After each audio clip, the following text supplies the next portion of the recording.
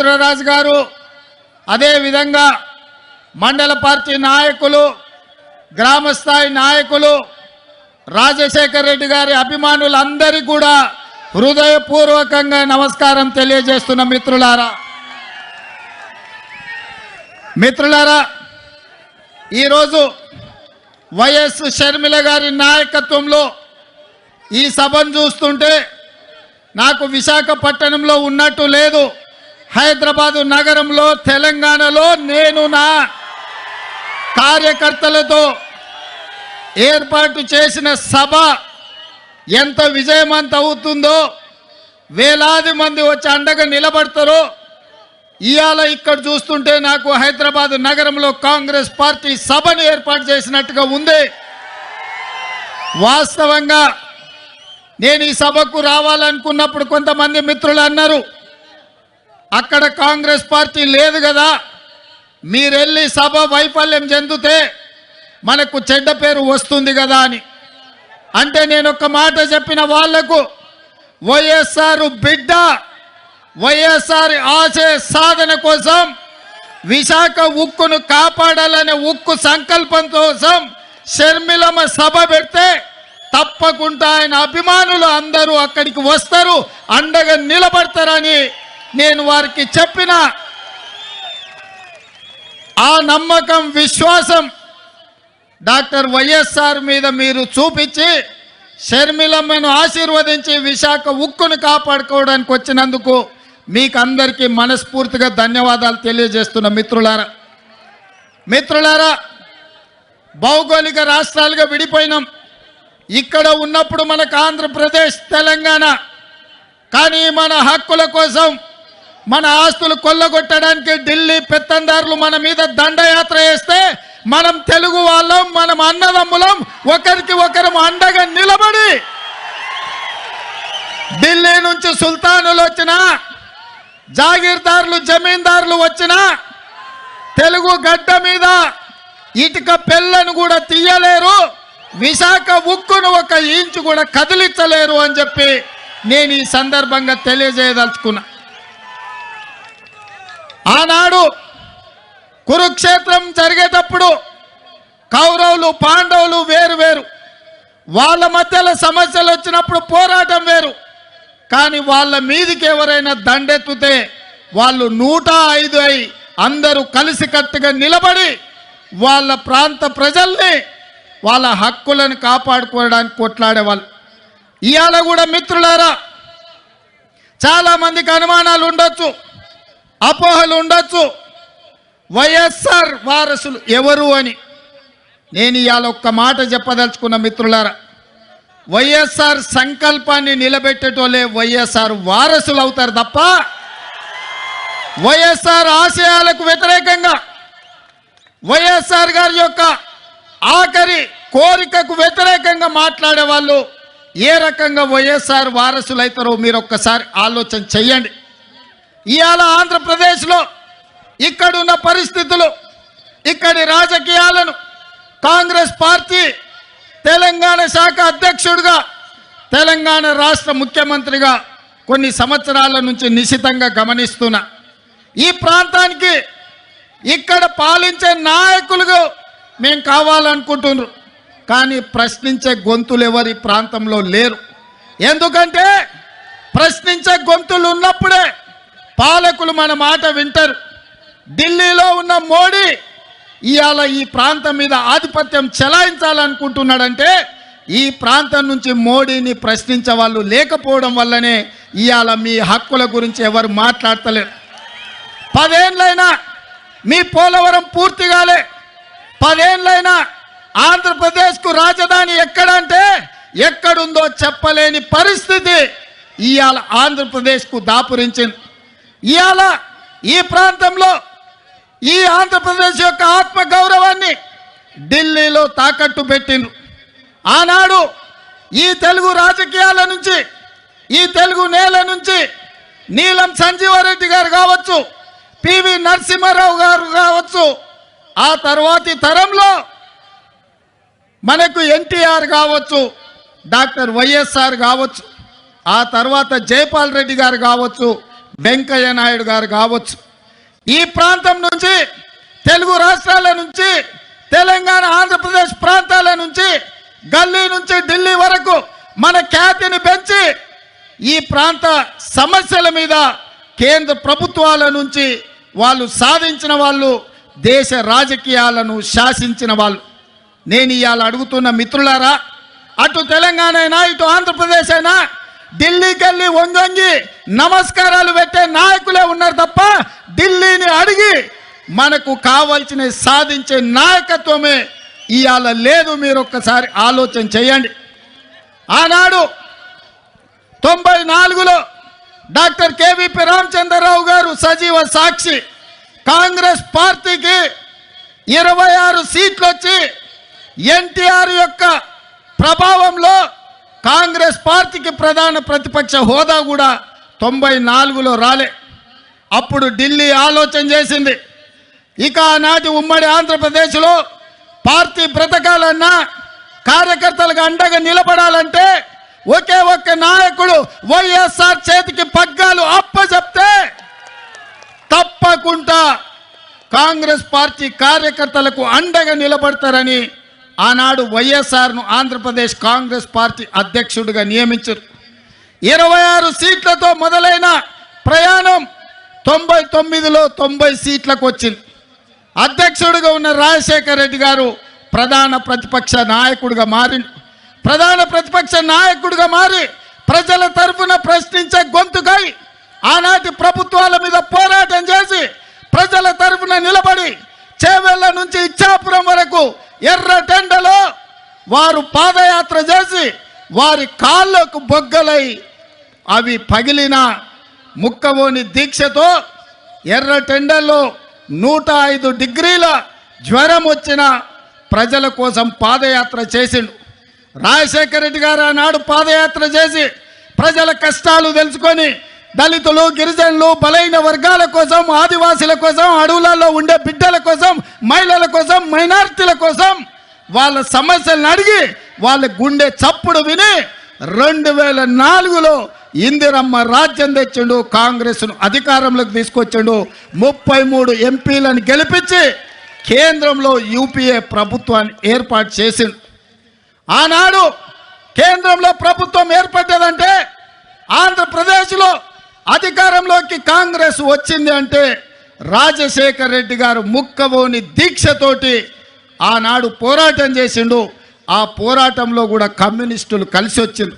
CPI, CPM కూడా ఆనాడు doctor వైఎస్ఆర్తో కలిసి పేద ప్రజల కోసం ఎర్ర జెండా ఎత్తిండ్రు. ఎర్ర జెండా కూడా ఆనాడు కాంగ్రెస్తో కలిసింది.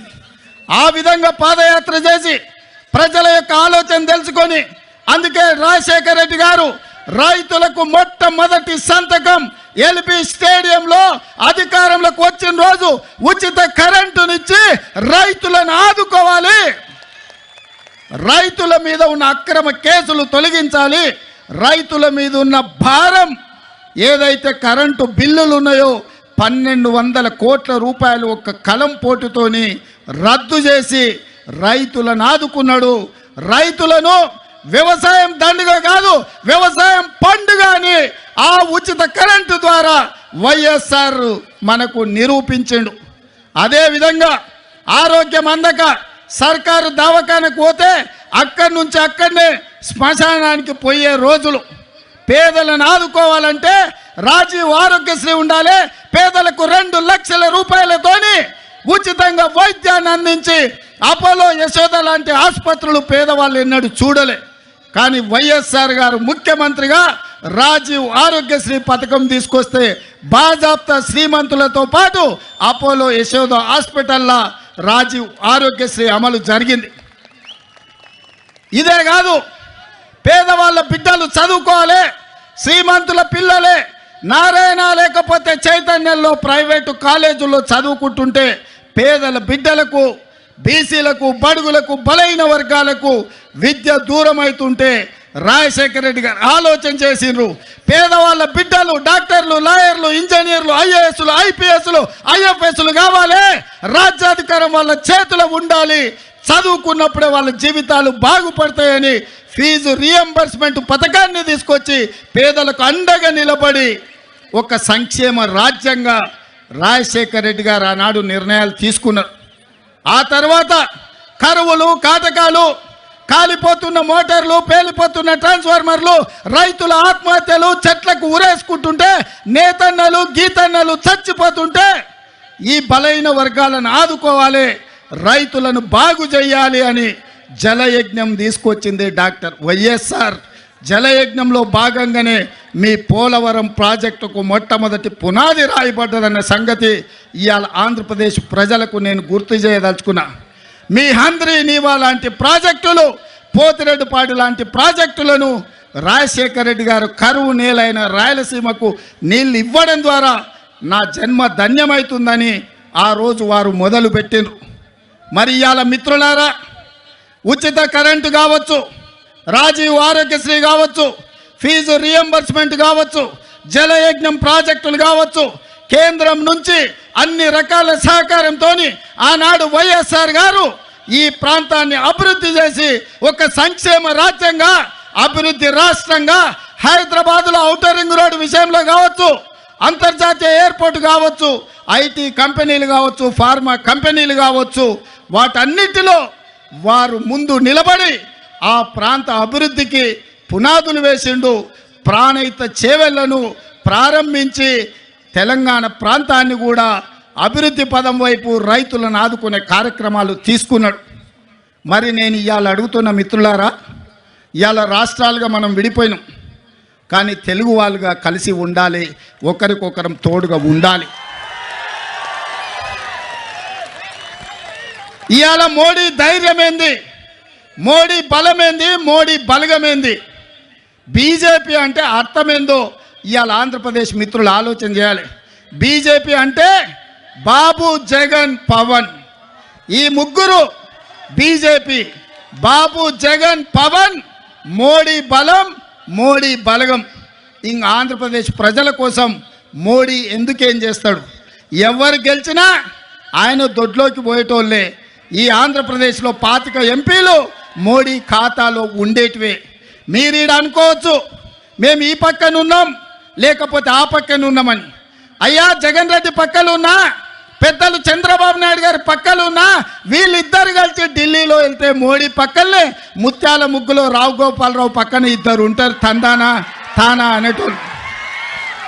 వీళ్ళిద్దరు అదే కదా ఢిల్లీకి వెళ్తే. ఢిల్లీలో వీళ్ళు ఎవరైనా మోడీని అడుగుతారా? మోడీని నిలదీస్తారా? మీ ప్రాంతం కోసం ఏమైనా తెస్తారా? మరి ఒకవేళ తెచ్చేటట్టు అయితే 5 ఏళ్ళు వారున్నారు, 5 ఏళ్ళు వీరున్నారు. పోలవరం పూర్తెందుకు కాలే, రాజధాని రాలేదెందుకు మనకు? మీరు ఒక్కసారి ఆలోచన చేయండి మిత్రులారా. వాళ్ళిద్దరూ పాలన చేసే నాయకులు కావాలనుకుంటున్నారు, వాళ్ళిద్దరూ ప్రశ్నించే గొంతులు కావాలని అనుకుంటలేరు మిత్రులారా. ఇవాళ అందుకే నేను అబద్ధాలు చెప్పదలుచుకోలే, అలవి కాని మాటలు మీకు నేను చెప్పదలుచుకోలే. వాస్తవంగా మీకు కావాల్సింది పాలకులు కాదు, మీకు కావాల్సింది ప్రశ్నించే గొంతుకలు. ఎందుకంటే ఈ ప్రాంతం సమస్యల మీద జాతీయ స్థాయిలో నిలదీసే వాళ్ళు, నిటారుగా కొట్లాడే వాళ్ళు కావాలి. వెన్నెముక లేని నాయకత్వం మీ సమస్యల్ని పరిష్కరించదు. నిటారుగా నిలబడి కొట్లాడే నాయకత్వం మీ సమస్యల్ని పరిష్కరిస్తారు. అందుకే మీరు ఒక్కసారి ఆలోచన చేయండి. 78లో మొదటిసారి వైఎస్ఆర్ గారు ఎమ్మెల్యేగా అయిన తర్వాత మొదటి రౌండ్లోనే మంత్రి అయిండు. ఎన్నిసార్లు అధికారం వచ్చినా వైఎస్ఆర్ గారికి అవకాశం రాకపోయినా ఈ 3 రంగుల జెండాను, ఈ కండువాను కప్పుకొని గాంధీ కుటుంబానికి అండగా నిలబడ్డాడు. ఎవరి దయాదాక్షిణ్యాలతో ఆయన అధికారంలోకి రాలే. ఆయన నడిచిండు. ఆయన రక్తాన్ని చెమటగా మార్చి ప్రాణహిత చేవెళ్ళ నుంచి ఇచ్చాపురం వరకు తన రక్తాన్ని దారబోసి కాంగ్రెస్ను అధికారంలోకి తెచ్చి ఆ తర్వాతనే ముఖ్యమంత్రి కుర్చీ ఎక్కిండు. మరి ఇయాల మిత్రులారా, షర్మిలమ్మ ఇక్కడేదో ఉందని అట్లా పోయి కుర్చీలో కూసుంటా అని రాలే. అన్ని ఆలోచన చేసింది, నాతో మాట్లాడింది. అన్నా నేను అక్కడికి పోతున్నా, ఏం చేయాలి అంటే, ఎందుకమ్మా ఆడ ఏం లేదు కదా అన్న ప్రశ్నలు. ప్రజలు కష్టాలలో ఉన్నారు. ఇక నేను నిర్ణయించుకున్నా, వైఎస్ఆర్ మా నాన్నగారి ఆశయ సాధన కోసం ఈరోజు ఆంధ్రప్రదేశ్ ప్రజలు కష్టాలలో ఉన్నారు. వాళ్ళకు అండగా నిలబడడానికి నాకు వయసు ఉంది, ఓపిక ఉంది, వాళ్ళ కోసం కొట్లాడే శక్తి ఉంది. నేను మళ్ళా వెనక్కి వెళ్తున్నా. వైఎస్ఆర్ బిడ్డగా, ఆయన రాజకీయ వారసురాలుగా ఎక్కడైతే పోగొట్టుకున్నామో అక్కడనే మొదలు పెడతాం. వైఎస్ఆర్ ఆశయ సాధను ఆంధ్రప్రదేశ్ గడ్డ మీద జెండా బాతుతాం. నేను కొట్లాడతా, నేను కాంగ్రెస్ పార్టీని నిలబెడతా, ఆంధ్రప్రదేశ్ హక్కులను సాధిస్తా అని వారు చెప్పారు. వారికి తెలియదు అనుకుంటున్నారా ఈ ప్రాంతంలో ఎన్నికల్లో నెగ్గడం అంత ఆశామాసి కాదని? అచ్చోసిన ఆంబోతులాక వాళ్ళిద్దరు తలపడుతుంటే అది తెలియదని షర్మిలమ్మ రాలే. షర్మిలమ్మ ఆలోచన చేసింది, కఠోరమైన నిర్ణయం తీసుకున్నది. ఆంధ్రప్రదేశ్ ప్రజల పక్షాన నిలబడాలి, పోలవరం పూర్తి చేయాలి, అమరావతిలోనూ మీ క్యాపిటల్ సిటీని కట్టాలి, అదేవిధంగా విశాఖ ఉక్కును ఎవడో వచ్చి అప్పనంగా అమ్ముకుంటుంటే చూస్తూ ఊరుకుంటామా అని చెప్పి ఇవాళ ఇక్కడికి వచ్చింది. ఆనాడు లక్షలాది మంది రోడ్లెక్కి ప్రాణ త్యాగాలు చేసి 32 మంది ఆత్మ బలిదానాలతో విశాఖ ఉక్కు ఆంధ్రుల హక్కుగా ఈ సంస్థ ఏర్పడితే అదానీ అంబానీలకు, అదానీ గారి కోసం ప్రధాని గారు తెగ నమ్ముతుంటే వీళ్ళెవరు ప్రశ్నించే పరిస్థితి లేదు. అందుకే ఈరోజు కష్టాలైనా సరే, కష్టాలైనా కన్నీళ్ళైనా మంచైనా చెడైనా మీ మధ్యలో ఉండాలి, మీకు అండగా నిలబడాలి అన్న ఆలోచనతోని ఇవాళ షర్మిలమ్మ మీకోసం కొట్లాడుతుంది. రాజకీయ ప్రయోజనం ఆశించో అప్పనంగా అధికారం వస్తుందనో ఇవాళ షర్మిలమ్మ కొట్లాడతలేదు.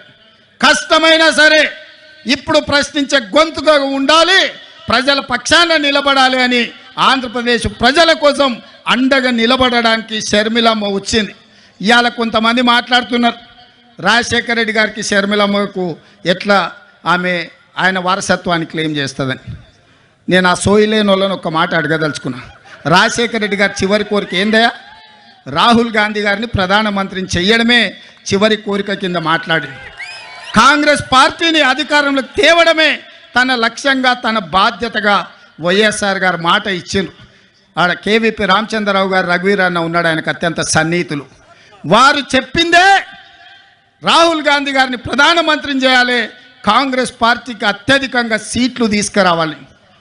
ఏ రోజు కూడా రాజశేఖర రెడ్డి గారు బీజేపీతో అంటగాగలే, బీజేపీ నీడను కూడా రాజశేఖర రెడ్డి గారి మీద పడనివ్వలే. ఏ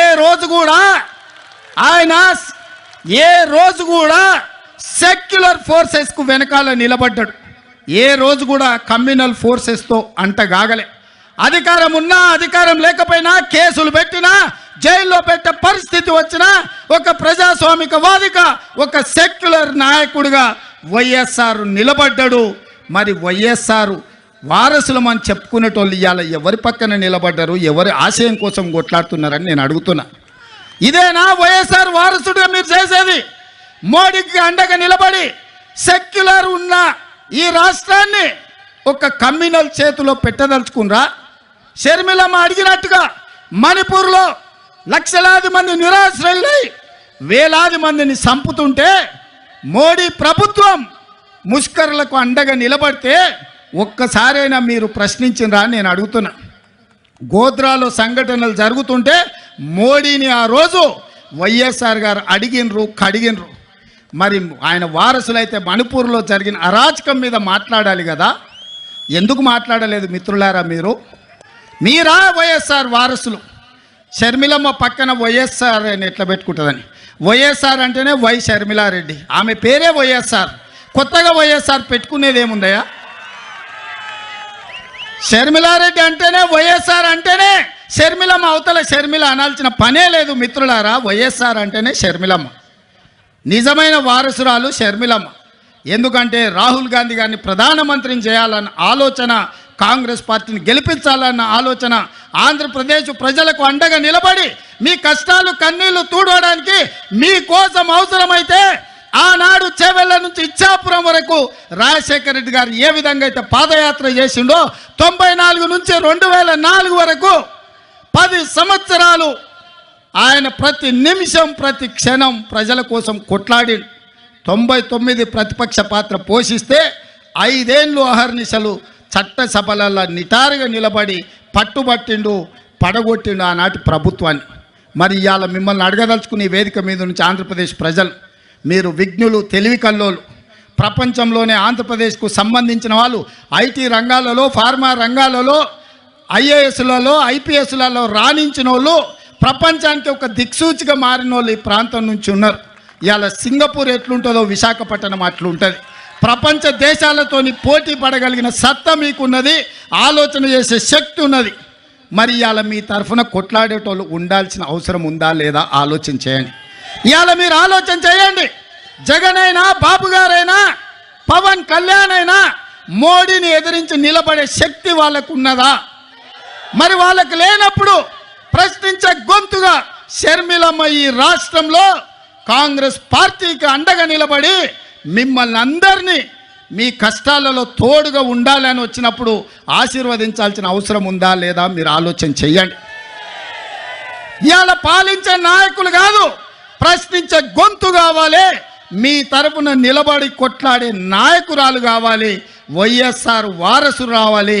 వైఎస్ఆర్ గారి ఆశయ సాధన కోసం పనిచేసే వాళ్ళు ఉండాలి అంటే షర్మిలమ్మకు అండగా మీరు నిలబడాలి. చట్టసభలలో కాంగ్రెస్ను మీరు గెలిపించాలి. నేను ఎక్కువ అడగడం లేదు. 25 ఎమ్మెల్యేలు, 5 ఎంపీలు ఇవ్వండి. మీ విశాఖ ఉక్కు 1 ఇంచు కదలకుండా కొట్లాడుతుంది. నిటారుగా నిలబడి ఎవరినైనా చొక్కబట్టి మీ హక్కుల కోసం షర్మిలమ్మ ప్రశ్నిస్తుంది. మీ నిధులు మీకు తీసుకొస్తుంది. మీ సంక్షేమం మీ ఇంటికి నడుచుకుంటూ వస్తుంది. చట్టసభలల్లో మీరు అవకాశం ఇవ్వండి. 25 ఎమ్మెల్యేలు, 5 ఎంపీలు షర్మిలమ్మకు ఇవ్వండి. ఎట్లా మీ సమస్యలు పరిష్కారం కావు, ఎట్లా మీ రాజధాని నిర్మాణం కాదు, ఎట్లా పోలవరం పూర్తి కాదు, ఎట్లా ఎవడన్నా వచ్చే విశాఖ ఉక్కును ఎట్లా కొల్లగొడతారో షర్మిలమ్మ చూసుకుంటుంది, కంచేసి కాపాడుకుంటుంది అని చెప్పి నేను సంపూర్ణంగా విశ్వసిస్తున్నా. ఇవాళ నిజమైన వైఎస్ఆర్ అభిమానులకు, కాంగ్రెస్ పార్టీ కార్యకర్తలకు, ఆంధ్రప్రదేశ్లో అనాథగా ఆలోచన చేస్తున్న ఇక్కడి యువకులకు ఈరోజు నిర్ణయం తీసుకోవాలి. మీరు అనుకోవచ్చు 2 వైపులా ఉద్దండులాగా ఉన్నారు, మనతోని ఏడైతుందని. నేను ఒక్క మాట గుర్తు చేయదలుచుకున్నా. తెలంగాణలో కూడా గట్లే ఉండే. ఓ పక్కన మోడీ, ఇంకో పక్కన కేడీ.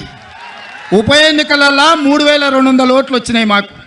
ఆ ఎల్ల అన్నారు కాంగ్రెస్ పని అయిపోయింది, తట్టాబుట్ట జరుపుకున్నారు, యాడు ఉంటుంది కాంగ్రెస్ ఖాళీ అయిపోయిందని.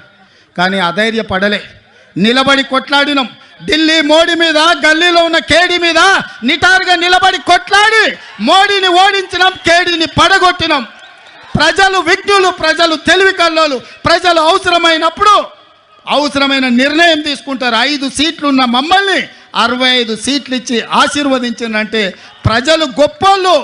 ఇవాళ ఇక్కడ కాంగ్రెస్ లేదు అని అనుకుంటుండొచ్చు, కానీ ఈ సభను చూసిన తర్వాత నాకు సంపూర్ణమైన విశ్వాసం వచ్చింది. మా షర్మిలమ్మ ఆంధ్రప్రదేశ్కు ముఖ్యమంత్రి అయి తీరుతుంది. మీకు సంక్షేమ రాజ్యాన్ని, అభివృద్ధి రాష్ట్రాన్ని అందిస్తుంది. నేను తోడుగా ఉంటా. మీ పక్కనే ఉన్న ముఖ్యమంత్రిని, పార్టీ అధ్యక్షుని షర్మిలమ్మకు అండగా నిలబడతా. ఏం కావాలన్నా, ఏ రాత్రైనా, ఏ పగలైనా, ఏ సందర్భం వచ్చినా, ఏ కష్టం వచ్చినా నేను అండగా నిలబడతా. మీరు షర్మిలమ్మ నాయకత్వాన్ని బలపరచండి, షర్మిలమ్మ నాయకత్వాన్ని గెలిపించండి. షర్మిలమ్మ ఆంధ్రప్రదేశ్ ముఖ్యమంత్రుల కూర్చునే వరకు తోడుగా నిలబడతా. నేను రెడీగా ఉన్నా తోడుగా ఉండడానికి. మీరు సిద్ధమా? మీరు సిద్ధమా? సై సై సై సై సై సై అనేటోళ్ళందరూ చేయి పైకెత్తండి. జై కాంగ్రెస్.